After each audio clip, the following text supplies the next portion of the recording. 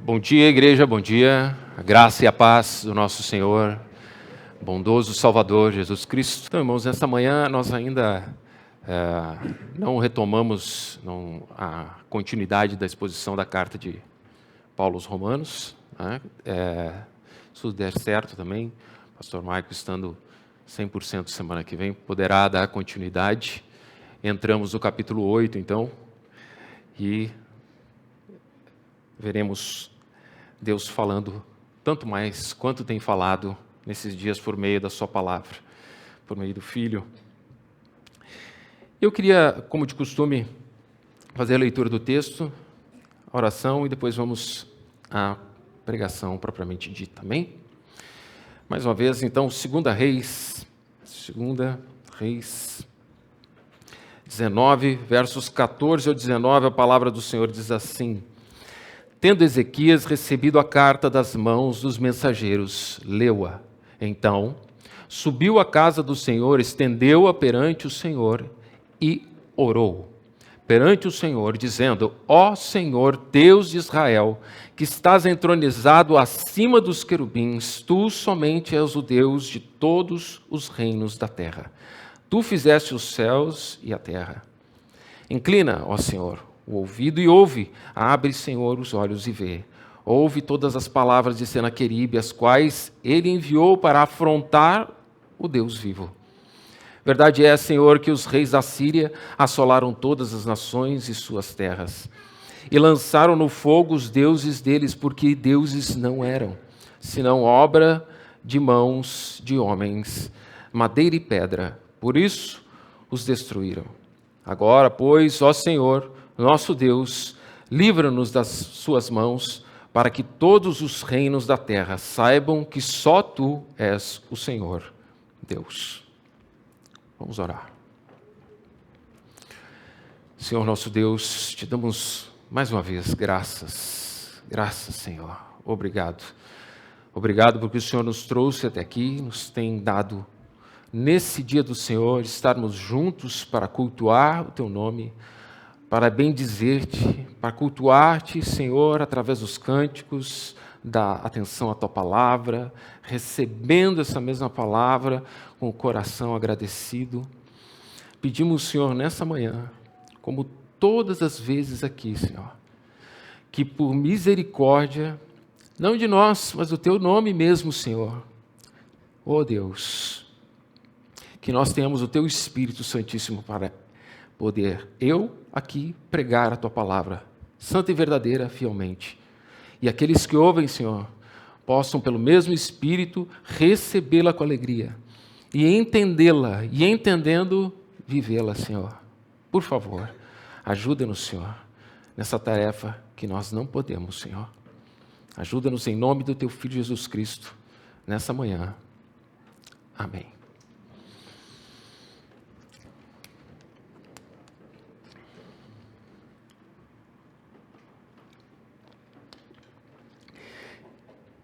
Então, irmãos,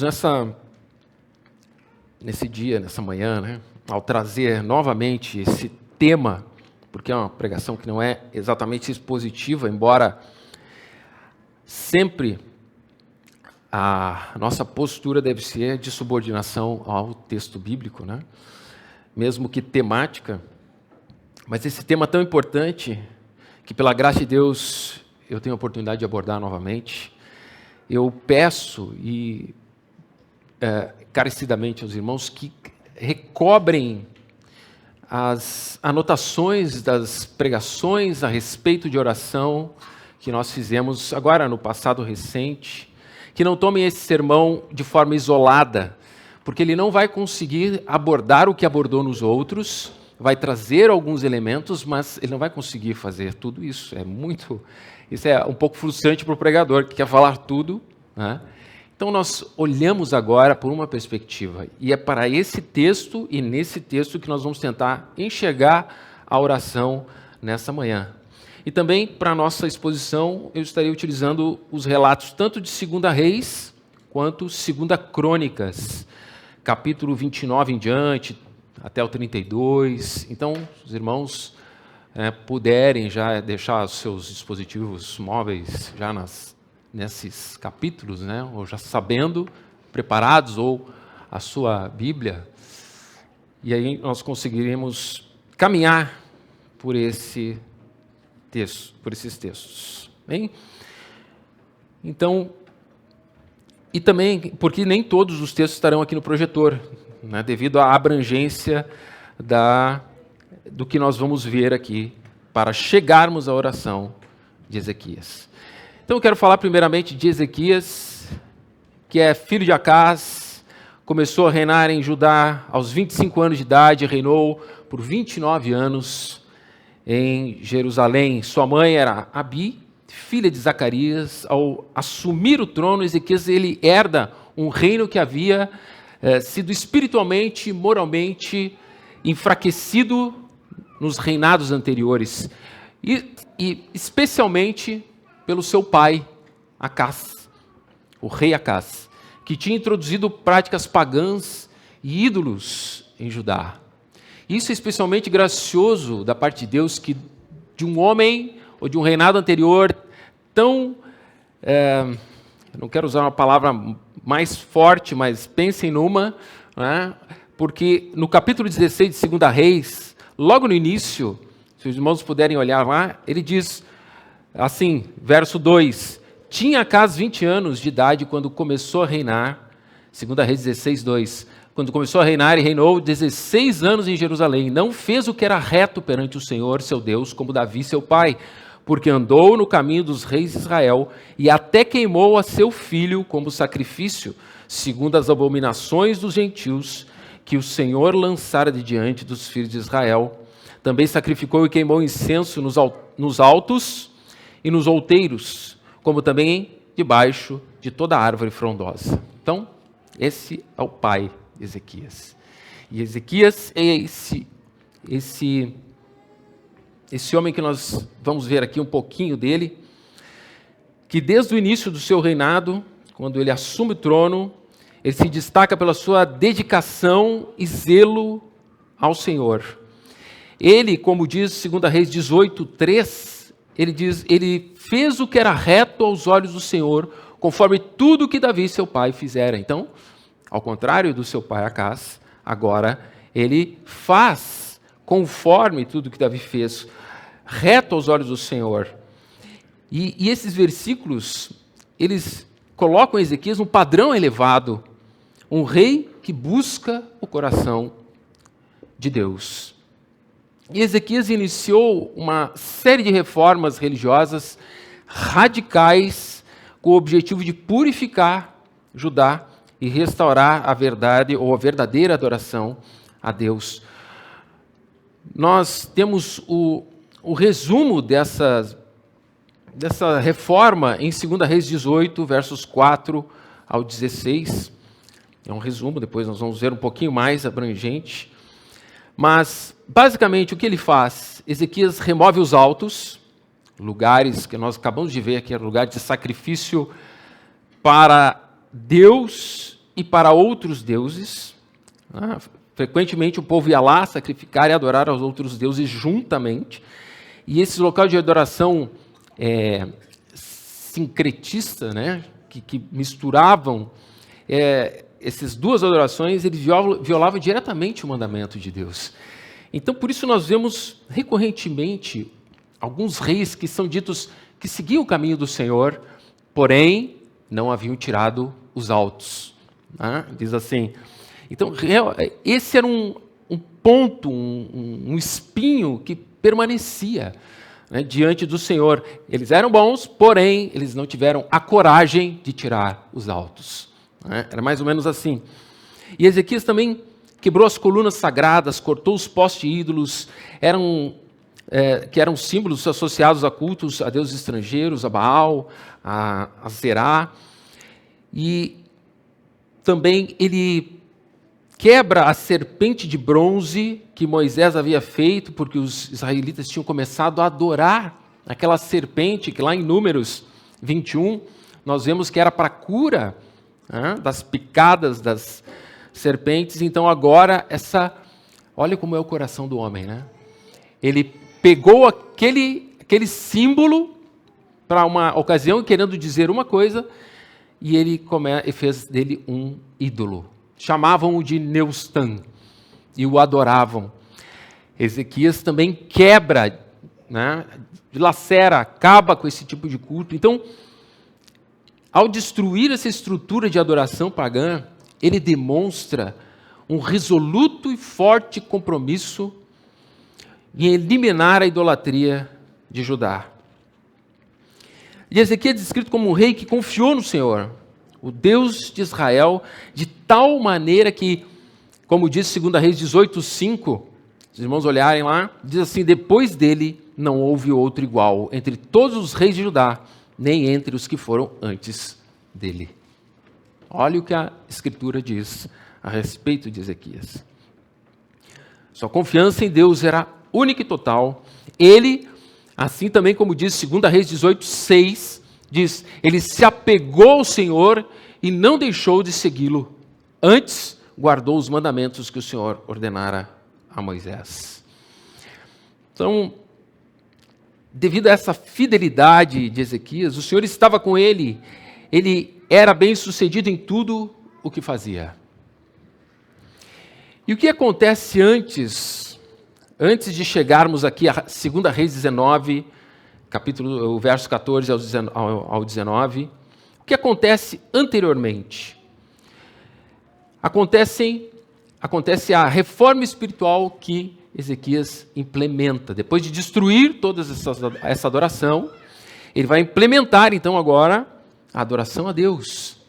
Isso está acontecendo antes. Lá em 2 Crônicas, nós vamos ver que isso acontece antes do capítulo 32. Até o capítulo 30 e o final do 31 está acontecendo. O que está acontecendo ali?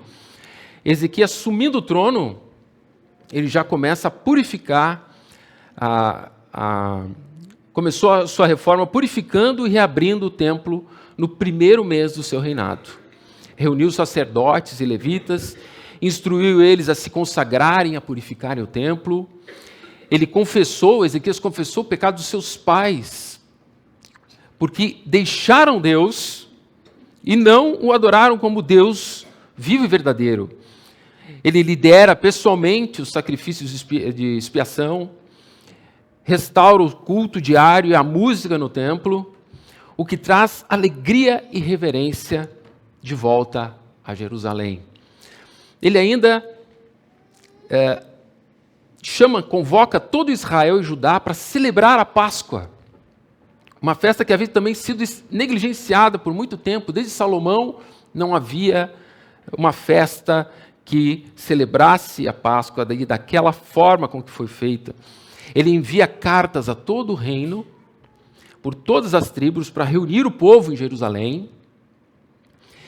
E apesar da carta dele chamar ao arrependimento e ao culto ao Senhor, muitos zombam dele e riem.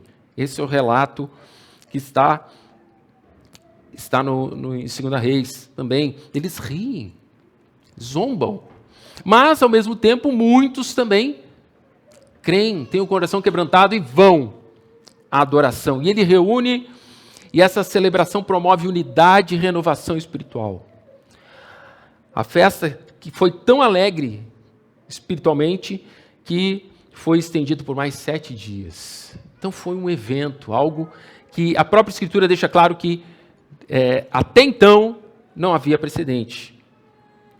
E ainda para garantir o culto, Ezequias faz reformas administrativas, financeiras. Ele organiza os sacerdotes e os levitas, ordena ao povo que tragam as ofertas, os dízimos, para sustentá-los, para que eles possam fazer o serviço na casa do Senhor. E prepara armazéns para guardar essas ofertas, designa supervisores, gerentes, garante a justiça e equidade na distribuição dessas ofertas aos sacerdotes e os levitas. Então, tudo ele faz para restabelecer a adoração ao Senhor. Então, até aqui, o que nós temos? Fidelidade. Fidelidade de Ezequias. E um coração disposto. Mas lá, em 2 Crônicas, capítulo 32, exatamente quando termina o 31 ali, que diz: ele diz assim, verso 32, capítulo 32 de 2 Crônicas, verso 1. Diz assim, depois destas coisas e destas fidelidades, olha o que diz o texto. Depois dessas coisas, que coisas? Tudo que vem para trás dos versículos anteriores até o 31, que é exatamente isso que eu resumidamente coloquei aqui. A purificação do templo, a celebração da Páscoa, a organização e a sustentação do culto. Depois dessas coisas e dessas fidelidades, depois de tudo que foi feito, mostrando o respeito da pessoa, do que Ezequias tinha direcionado a Deus, depois que os textos mostram como Ezequias restabelece o culto a Deus e leva o povo à adoração, à reverência, à busca sincera do Deus dos céus, sendo um homem dedicado ao Senhor, veio sobre eles, não uma ameaça pequena, um probleminha, não veio uma coisa pífia, não é nada, algo sem poder, não. Vem algo estrondoso sobre o reinado de Ezequias. Se nós, nas nossas conversas hoje, nós olhando a situação, nós diríamos, a casa caiu. Praticamente um míssil na vida do povo e no reinado de Ezequias. O exército da Síria vem e já havia levado o reino do norte, que era Judá, Israel, o reino do norte, né? Não Judá, Israel, e devastado outros grandes reinos ao redor. E essa máquina de matar, de conquistar, estava chegando e chegou a Jerusalém. Martin J. Selman, na sua introdução e comentário 1ª e 2ª Crônicas, ele diz assim, a invasão de Senaqueribe é relatada em detalhes em registros assírios existentes, onde ele reivindicou ter capturado 46 cidades de Judá, devastado praticamente todo Judá, exceto Jerusalém. Registros existentes. Uma grande provação se colocou diante de Ezequias e o povo, como se para destruir tudo o que foi feito até então. Agora é aquela hora.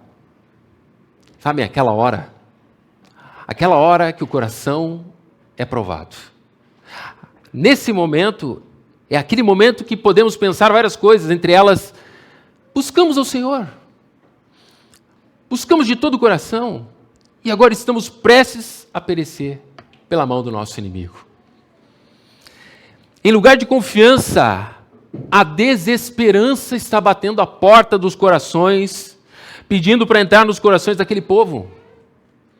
Todos os pensamentos se voltam para aquela pergunta, ou aquelas perguntas que nós fazemos quando estamos em crise, ou em meio a uma dificuldade, ou em meio a tormenta, um desespero. O que vamos fazer? Como escaparemos? Ou a mais recorrente, por que, Senhor? A pergunta que mais fazemos, talvez, e não temos resposta. Talvez a angústia maior seja o silêncio que nós temos quando perguntamos por quê. E nem tudo vai ficar claro para nós. Não. Mas ao sitiar, o sitiar da cidade estava condenando o povo a morrer sem água e sem comida. E é esses elementos opressores que se agarra o algoz do povo em Jerusalém. E gritam aos plenos pulmões. Aqui uma guerra psicológica acontece. Quando nós olhamos para Reis, 2 Reis 18, nós vamos encontrar essa guerra psicológica acontecendo. E ali o relato do porta-voz do rei da Síria, Rabsaque, falando ao povo e querendo levar o coração deles a esmorecer na confiança. Levando o povo, querendo levar o povo a esmorecer no que confiava. Ele diz assim, Em quem confia Ezequias? Com essa confiança que ele tem para se rebelar contra o rei da Síria, ou contra a Síria. Essa confiança é no Senhor, Deus de vocês, ou no Egito, que pode tentar salvar vocês de alguma maneira? E ele zomba do Egito, também do rei do Egito. Ele faz várias zombarias, eu não vou entrar em todas as zombarias, o capítulo 18 aqui fala bem a partir do verso 19, mas algumas que nós temos aqui, ele, por exemplo, diz assim: quem me mandou aqui foi Deus. Foi o Deus de vocês que me mandou aqui, para levar vocês. E aí o povo já, opa, peraí, o Deus mandou? Olhem a briga, a luta espiritual no coração, querendo fazer desistir, trazer desconfiança. Talvez até o rei da Síria, o Rabsaque, não sabia do que ele estava falando, mas Judá sabia o que Deus já havia dito, que isso era algo que viria sobre o povo. Então, eles ficam apreensivos, tanto que os líderes de Ezequias ali, eles pedem nessa hora, lá no verso 25 do capítulo 18, ele diz assim: acaso subi eu agora, sem o Senhor, contra este lugar para o destruir? Pois o Senhor mesmo me disse: sobe contra a terra e destrói-a. Olha só. E aí então, diz do 26, disseram Eliaquim, filho de Ilquias, Sebna e Joá, a Rabsaque, rogamo-lhe que fale em aramaico aos seus servos, porque o entendemos, e não nos fale em judaico aos ouvidos do povo que está sobre as muralhas. Eles disseram: não fala numa língua que eles vão entender, porque eles vão se assustar. Esse é o ponto. Fala na língua que só os líderes aqui podem entender. E claro, aí foi, Rabsaque aí tomou mais arrogância e falou para todos: caso eu vim aqui só para falar com vocês? Não, eu vim aqui para falar com todos. Eu quero que todos me ouçam. E então, ele vai fazer essa pressão psicológica. Verso 33 do capítulo 18, ele vai dizer assim: acaso os deuses das nações puderam livrar cada um a sua terra das mãos do rei da Síria? E aí relata: onde estão os deuses de Ramate e de Arpade? Onde estão os deuses de Sefarvaim, Ena e Iva? Acaso livraram eles a Samaria das minhas mãos? Quais são dentre os povos, dentre todos os deuses desses países, os que livraram a sua terra das minhas mãos, para que o Senhor possa livrar Jerusalém das minhas mãos? Então, não acreditem em Ezequias. Em determinado momento ele diz assim: não acreditem no que ele está falando. Ele está dizendo que Deus vai livrar vocês. Não acreditem nisso. Isso é mentira. E é dessa forma que há uma guerra no coração do povo, ouvindo essas coisas. Querem tirar a confiança e a esperança, e é isso que o inimigo sempre quer tirar de nós: a confiança e a esperança, principalmente no nosso Deus. E a primeira coisa que Ezequias faz está ali no capítulo 19, verso 1. Capítulo 19, 2 Reis, verso 1. Tendo o rei Ezequias ouvido isso, rasgou suas vestes, cobriu-se de pano de saco e entrou na casa do Senhor. A primeira coisa que Ezequias faz é se humilhar. Ele se humilha. E não é diante de alguém, é diante de Deus. Ele entra na casa do Senhor. Primeira atitude dele. E manda os seus líderes a Isaías, esse grande profeta que está aqui totalmente envolto nessas situações, vivenciando isso. E ele diz: falem para ele e vejam o que o Senhor fala. Isaías, no verso 6 do capítulo 19, disse: dize isto a vosso Senhor, assim diz o Senhor, não temas por causa das palavras que ouviste, com as quais os servos do rei da Síria blasfemaram de mim. Eis que meterei nele um espírito, e ele, ao ouvir certo rumor, voltará para sua terra, e nela eu o farei cair morto à espada. de palavra.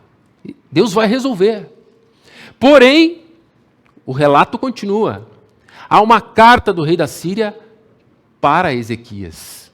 E a carta diz no verso 10 do capítulo 19: não te engane o teu Deus em quem confias, dizendo: Jerusalém não será entregue nas mãos do rei da Síria.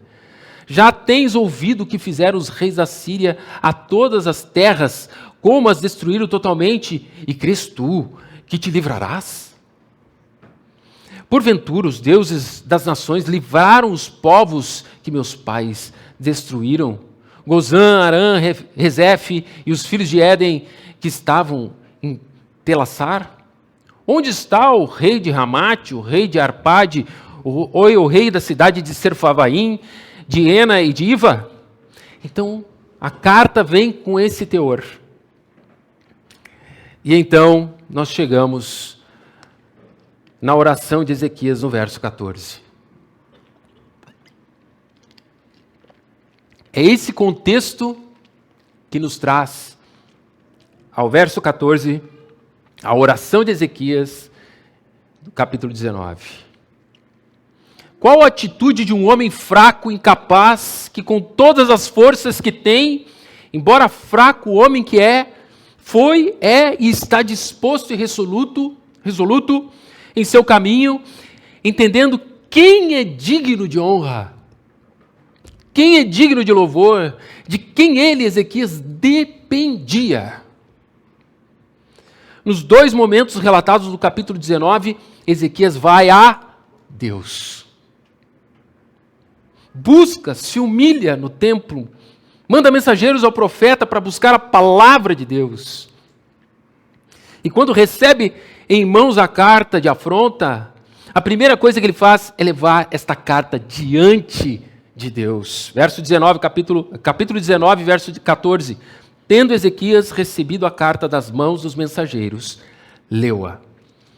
Então subiu à casa do Senhor, estendeu-a perante o Senhor e orou. E orou, irmãos. Orou perante o Senhor, dizendo, e olha o que ele diz. Olha como ele começa a sua oração. Ele não começa com o seu desespero. Ele começa deixando claro a quem ele está falando. De quem ele está falando, os atributos daquele a quem ele se dirige. Ó Senhor Deus de Israel, que estás entronizado acima dos querubins, tu somente és o Deus de todos os reinos da terra. Tu fizeste os céus e a terra. Olha a consciência da grandeza de Deus que Ezequias tem. E ele continua, inclina ao Senhor o ouvido e ouve. Abre, Senhor, os olhos e vê. Ouve todas as palavras de Senaqueribe, os quais ele enviou para afrontar o Deus vivo. Verdade é, Senhor, que os reis da Síria assolaram todas as nações e suas terras e lançaram no fogo os deuses deles, porque deuses não eram, senão obras de mãos de homens, madeira e pedra. Por isso os destruíram. Olha a consciência que ele tem. Há uma consciência clara a quem ele serve, a quem ele se dirige, a quem ele pede e o que ele pode fazer. E agora o 19 ele vai dizer, agora, pois, ó Senhor, nosso Deus, livra-nos das suas mãos, para que todos os reinos da terra saibam que só tu és o Senhor Deus. Livra a nós, mas não para o nosso simples deleite e para que nós fiquemos bem, não. Livra-nos para que todos os saibam, não só Senaqueribe, todos os reinos saibam que só tu és Deus. Essa é a oração de um homem que confia. Quando olhamos para essa oração, precisamos lembrar de outra pessoa. Quando olhamos para os reis de Israel, quando olhamos para Ezequias, devemos olhar e lembrar do nosso Rei, Senhor e Salvador, Jesus Cristo. Cristo tem um ofício de profeta, sacerdote, rei, foi lhe dado às mãos esses ofícios. E aqui abrindo um parênteses, Cristo é rei porque os reis de Judá eram os responsáveis pelo cumprimento do que nós chamamos de pacto de obras, que é fazer a lei ser cumprida, a lei do Senhor, em nome da nação. Agora Cristo, com sua vida exemplar, sem pecado, ou seja, cumprindo toda a lei, toda a vontade de Deus, pôde cumprir este pacto de obras em nome do seu povo. E como sacerdote, ele oferece a si mesmo como cordeiro, sem pecado, sem mancha, para que agora ele morrendo e morra em nome daqueles que ele resgata. E resgatou no tempo, pelo seu sangue, por meio da sua morte e cruz. Fechando parênteses aqui. E essa semelhança que nós fazemos, essa dependência que Ezequias teve, nos leva a olhar para o nosso exemplo maior. Cristo vai ao Calvário, aparentemente sozinho, como Ezequias foi ao templo, orar, buscar ao Senhor. Ele vai à oração, mas ele não está desamparado. Mas ele vai, em um dos momentos mais agonizantes e angustiantes da sua vida, Cristo vai. Lá está o nosso bom e amado Senhor, sozinho no Getsêmani, fazendo o que Ezequias fez, fazendo o que Cristo sabia que devia fazer, orar. Orar. Porque Jesus era necessitado do Pai, subordinado à vontade do Pai. Talvez nós possamos achar que Cristo teria menos motivos para orar. Ele é aquele que nos dá maior exemplo da necessidade vital da oração. E aqui uma aplicação para nossas vidas também. Não são as situações ou circunstâncias que nos tiram da oração. Não. Quem nos afasta da oração é o nosso próprio coração. Porque se as circunstâncias nos afastassem, estes homens não estariam lá onde estão aqui, orando. Na casa do Senhor, clamando para não serem destruídos pelas suas vidas, clamando por suas vidas, Cristo no Getsêmani. Para nós, pobres mortais, fracos e errantes, a oração é uma necessidade absoluta. Mas para aquele que era e que é santo, inocente, imaculado e separado dos pecadores, não parece ser uma necessidade. Podemos dizer que talvez ele pudesse ter descartado ou não dado muita ênfase à oração. Em vários aspectos, Jesus não parece ter muito, talvez, o que orar. Jesus não podia confessar pecados pessoais, porque nunca cometeu nenhum. Sua vida exterior era impecável, e seu coração, seu homem interior era puro. Ele nos ensinou a oração, perdoa-nos as nossas dívidas, assim como nós perdoamos aos nossos devedores, mas ele mesmo não precisava usá-la. Jesus, embora tivesse o assédio do pecado, nunca caiu ou esmoreceu diante dele, ou para ele. Nós, por outro lado, lutamos diariamente contra o pecado original. Usamos todas as armas espirituais para combater nosso inimigo interno, mas Jesus é aquele que não tinha uma natureza pecaminosa como a nossa. Então, quando ouvimos, por exemplo, na exposição da carta de Romanos, do apóstolo Paulo, quando ele diz, miserável homem que sou, aqui nós damos conta, mais do que nunca, da nossa extrema necessidade de oração. Miserável homem que sou. E quando nos vemos nos debatendo com nossas mazelas, nossas inconstâncias, nossa soberba e as paixões que nos circundam e nos assediam, então fica cada vez mais clara a desesperadora necessidade da oração. Desesperadora necessidade da oração. Mas Cristo, no fim de tudo, Ele está lá. Ele está lá. Cristo Jesus dependendo do Pai. Em seu último ato, sem ainda ter sido preso, seu último ato é a oração. É a oração. O último ato de Jesus é aquilo que Ele passou a vida toda fazendo. Nós lembramos que antes de Ele escolher os seus discípulos, Ele estava lá, orando. Na madrugada anterior. Antes de andar pelo mar, Ele estava lá na madrugada, orando.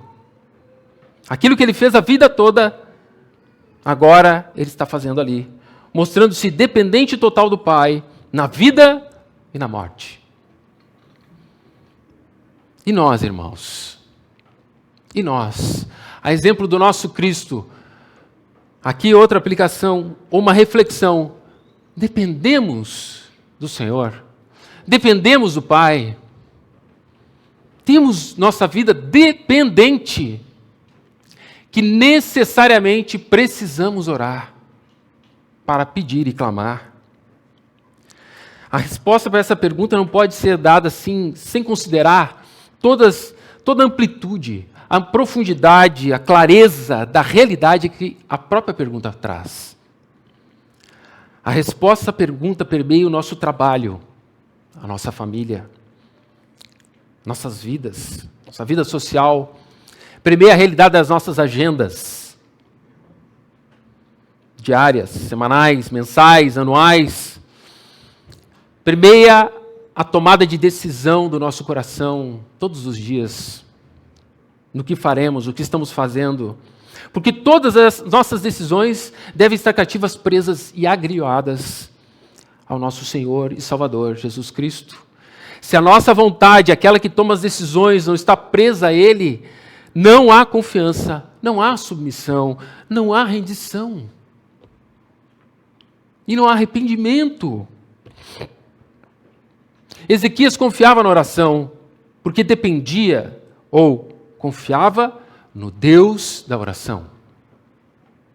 Ezequias sabia do poder da oração, ele ora em 2 Reis 19, aqui como lemos, 15 ao 19, ele ora por aqueles que não se purificaram, porém acabaram comendo a Páscoa, lá em 2 Crônicas, nós vemos esse texto, ele ora e Deus aceita a sua oração. Ele ora em 2 Reis 20, na oração mais talvez conhecida de todas, no verso 2, quando ele recebe a sentença de morte que Deus dá a ele. Organiza a tua casa porque tu vai morrer.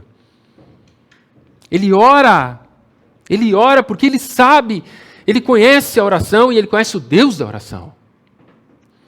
Martin J. Selman diz assim: uma coisa era aceitar, em termos gerais, que Deus estava no controle. Geralmente nós ouvimos isso, Deus no controle. Parece que todo mundo sabe bem essa parte.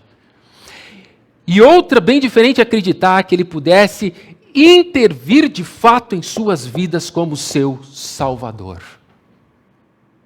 Outra coisa bem diferente. Os autores do Novo Testamento estavam igualmente convencidos de que Deus era Senhor e Salvador. E que era essencial estar comprometido com ambos os aspectos do caráter de Deus.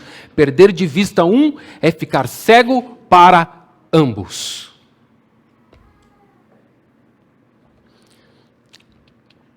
Fé em Deus significa confiar nele, confiar em Yahvé, para nos preservar no reino, como também para nos preservar na jornada até a consumação do reino.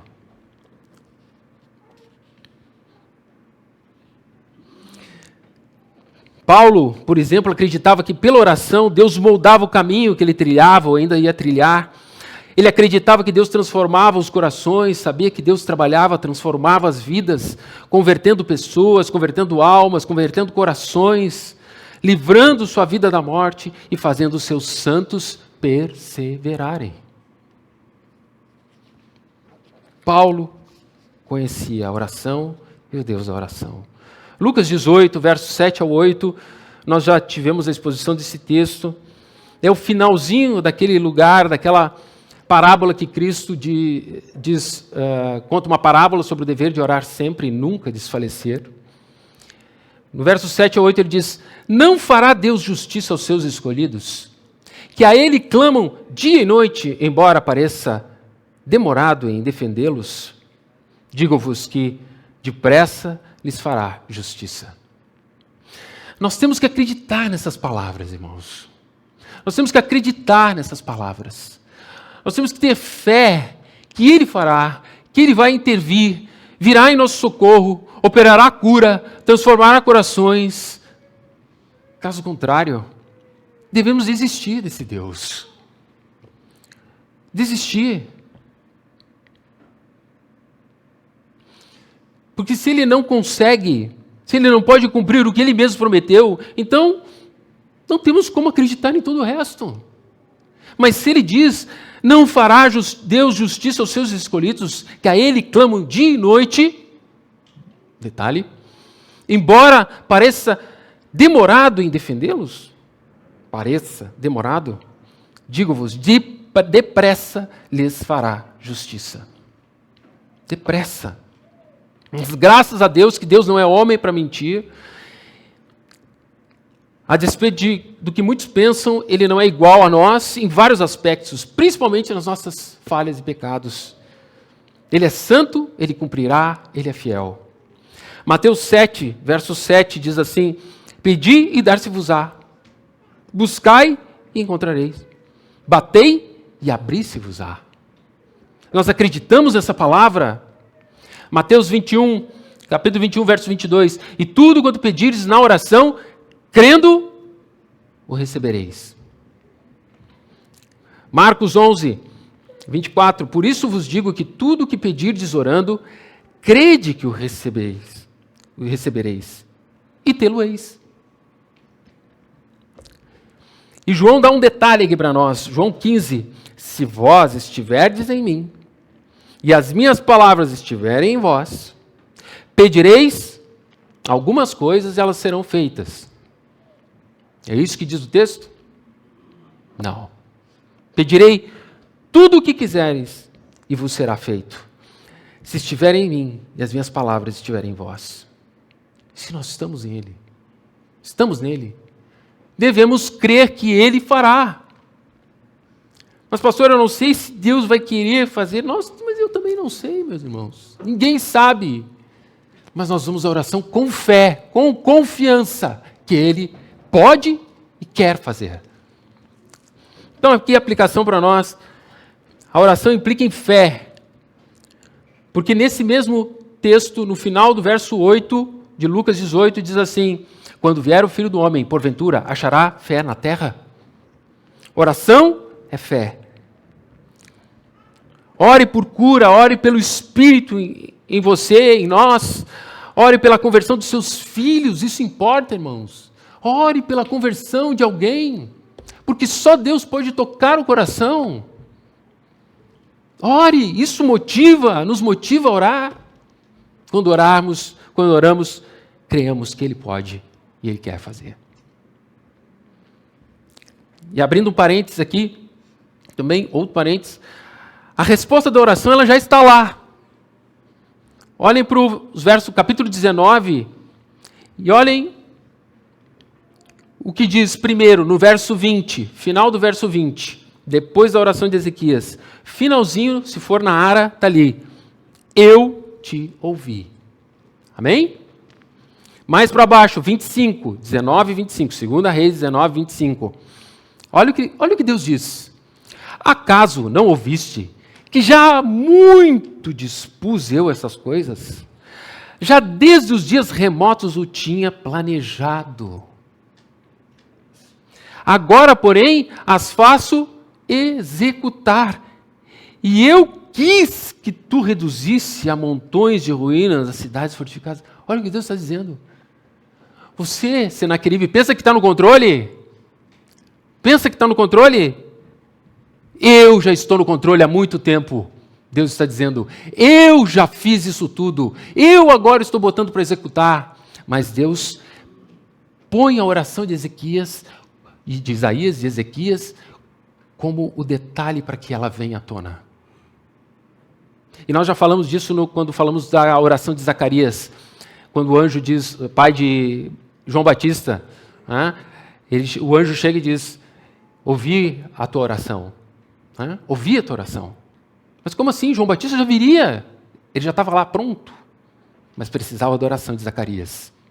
E essa oração libera esse momento da história. E essa oração de Ezequias libera este momento aqui da história. Outro ponto, irmãos. Embora os cristãos fiquem...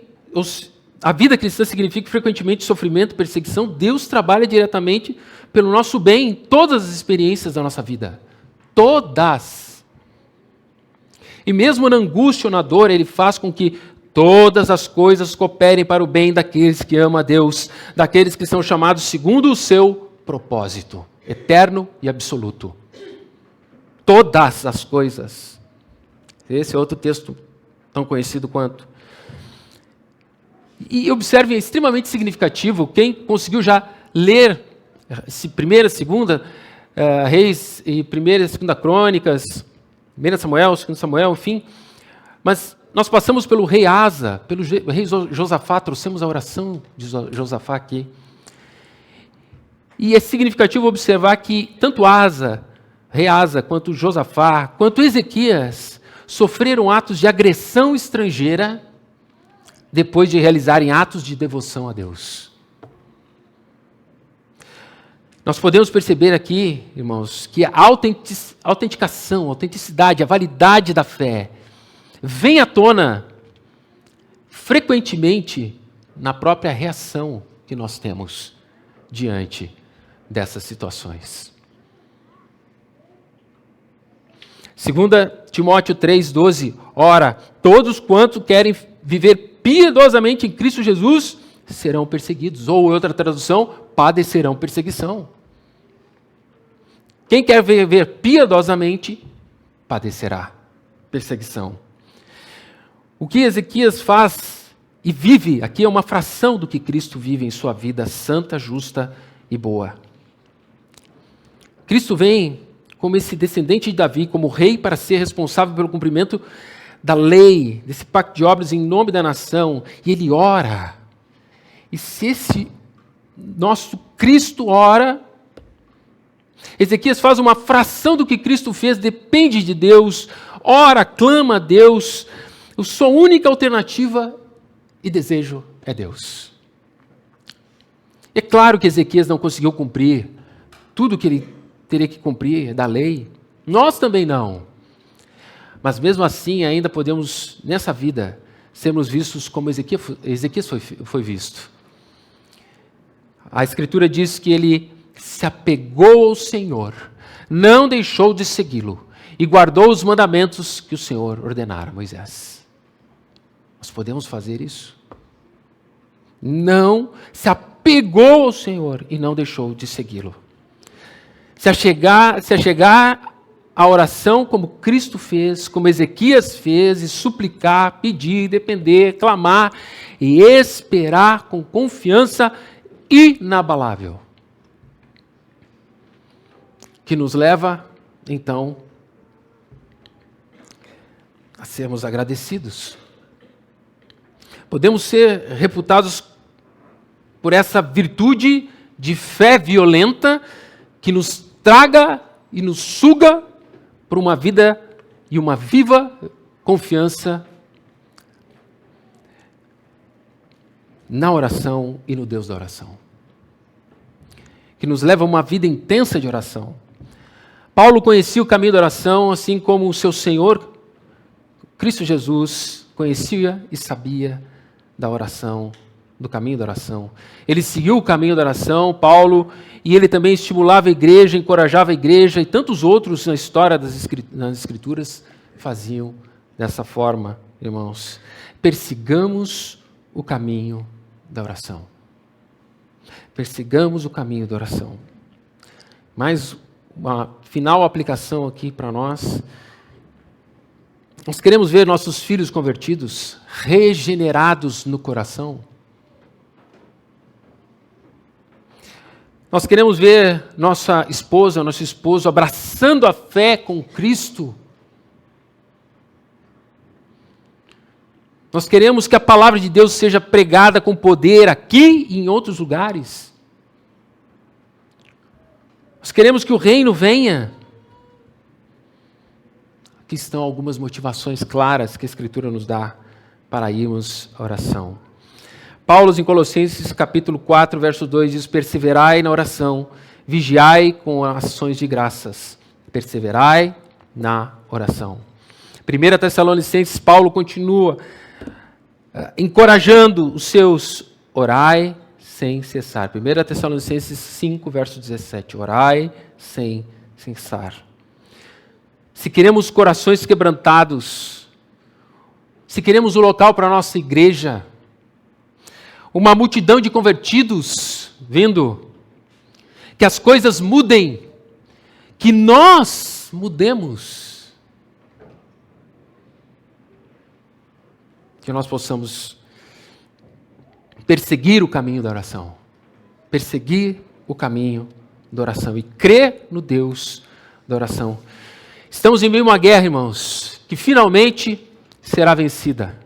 Já sabemos o final, porém precisamos enfrentar as batalhas até lá, as lutas e as aflições que com certeza virão ou já estão, e enfrentá-las com a certeza da oração, a certeza na oração, que falamos a um Deus que nos ouve, um Deus, como Ezequias disse, ao Deus dos céus e da terra, entronizado acima dos querubins. E eu quero encorajar os irmãos nessa manhã. Esse é a minha intenção por essa pregação, encorajar os irmãos à oração. Efésios 6, eu termino com essa passagem, Efésios 6, 13 a 18. Portanto, tomai toda a armadura de Deus para que possais resistir no dia mau. E depois de ter vencido tudo, permanecer inabaláveis. Depois de ter vencido tudo, perseverança até o fim, Ele nos sustentará. Estais, pois, firmes, cingindo-vos com a verdade e vestindo-vos da couraça da justiça.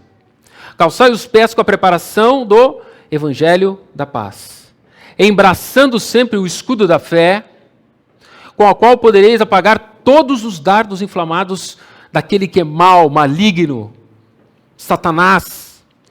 Tomai também o capacete da salvação e a espada do Espírito, que é a palavra de Deus. E ele continua no 18, com toda oração e súplica, orando de vez em quando, não, em todo o tempo, no Espírito, e para isso vigiando com toda perseverança e súplica por todos os santos. Irmãos, creamos na oração, creamos no Deus da oração. Vamos orar.